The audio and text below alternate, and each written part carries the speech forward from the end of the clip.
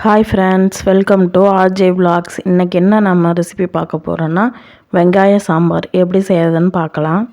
எல்லா சாம்பாரை விட இந்த வெங்காய சாம்பார் வந்து ரொம்ப ரொம்ப ஈஸி, சீக்கிரமாக செஞ்சிடலாம். சாப்பாடுக்கும் சாப்பிட்றதுக்கு நல்லாயிருக்கும், இட்லி தோசைக்கும் நல்லாயிருக்கும். ஸ்கிப் பண்ணாமல் வீடியோ ஃபுல்லாக பாருங்கள்.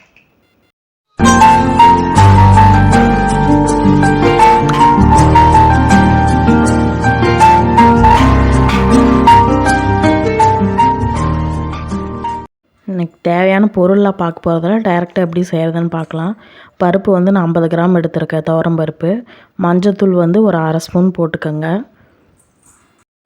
விளக்கெண்ணெய் வந்து ஒரு ஸ்பூன் ஊற்றிக்கோங்க. ஒரு 10 சின்ன வெங்காயம் போட்டுக்கோங்க, இல்லைன்னா ஒரே ஒரு பெரிய வெங்காயம் சின்ன சின்னதாக கட் பண்ணி போட்டுக்கோங்க. அடுத்தது ஒரு 2 தக்காளி போட்டுக்கோங்க. அடுத்தது ஒரு கட்டை பூண்டு போட்டுக்கோங்க. அவ்வளோதான். இதெல்லாம் போட்டு ஒரு 3 இல்லை 4 விசில் விட்டு எடுத்துக்கோங்க. அடுத்தது ஒரு லெமன் சைஸ் புளி வந்து எடுத்து ஊற வச்சுக்கோங்க. தாளிக்கிறதுக்கு என்ன தேவைன்னு பார்க்கலாம். வெங்காயம், ஒரு வரமிளகா, கொத்தமல்லி கொஞ்சம், கருவேப்பிலை ஒரு கொத்து. ஃபஸ்ட்டு தாளிக்கிறதுக்கு பார்த்துக்கலாம். எண்ணெய் ஊற்றி கடுகு, சீரகம் ரெண்டும் போட்டுக்கோங்க. கடுகு நல்லா பொரியணும். பொரிஞ்சதுக்கப்புறமேல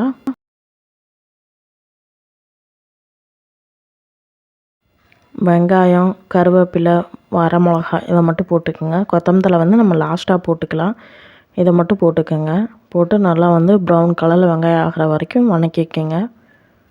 இதில் ஒரு 1/4 ஸ்பூன் வந்து பெருங்காயத்தூள் போட்டுக்கோங்க. ஃப்ரெண்ட்ஸ், வீடியோஸில் லைக் பண்ணுங்கள், ஷேர் பண்ணுங்கள், கமெண்ட் பண்ணுங்கள். மறக்காமல் ஆர்ஜே விலாக்ஸை சப்ஸ்கிரைப் பண்ணி ஆள் கொடுத்து வச்சுக்கோங்க. அப்போ தான் நான் போடுற வீடியோஸ்லாம் மிஸ் ஆகாமல் உங்களுக்கு வரும். சப்ஸ்கிரைப் பண்ணாமல் நிறைய பேர் வீடியோஸ் பார்க்குறீங்க. எல்லோரும் சப்ஸ்கிரைப் பண்ணுங்கள். நான் ஈஸியாக எப்படி குக் பண்ணுறதுங்கிற வீடியோஸ்லாம் போடுறேன். எல்லாமே மிஸ் பண்ணாமல் பாருங்கள். நல்லா இப்போ வந்து வதக்கிக்கோங்க. இப்போ விசில் விட்டு எடுத்தாச்சு. நல்லா கரண்டிலையோ இல்லை பருப்பு மத்திலையோ வச்சு நல்லா மசிச்சு விட்டுக்குங்க இந்த பருப்பெல்லாம்.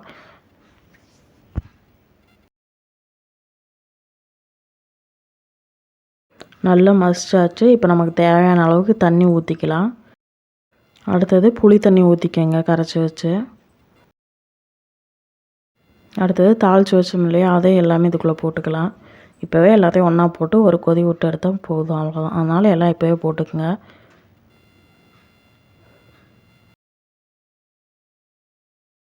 அடுத்தது இதில் நான் சாம்பார் தூள் வந்து 2 ஸ்பூன் போட்டிருக்கேன்.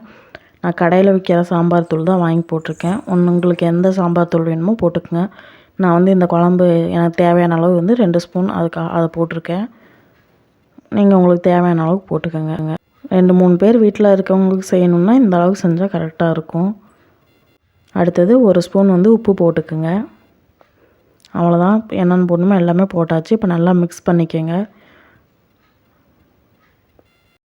லாஸ்ட்டாக கொத்தமல்லி தழை போட்டு ஒரு 2 நிமிஷம் வந்து கொதிக்க விட்டுக்குங்க. நல்லா கொதிக்க விட்டு எடுத்தால் வெங்காய சாம்பார் ரெடி. அவ்வளோதான். இது இட்லி, தோசை எல்லாம் மறக்காமல் அதை ட்ரை பண்ணி பாருங்கள். எப்படி இருக்குன்னு சொல்லுங்கள். ஆர்ஜே விலாக்ஸை சப்ஸ்கிரைப் பண்ணி ஆள் கொடுத்து வச்சுக்கோங்க. அப்போ தான் நான் போடுற மிஸ் ஆகாமல் உங்களுக்கு வரும்.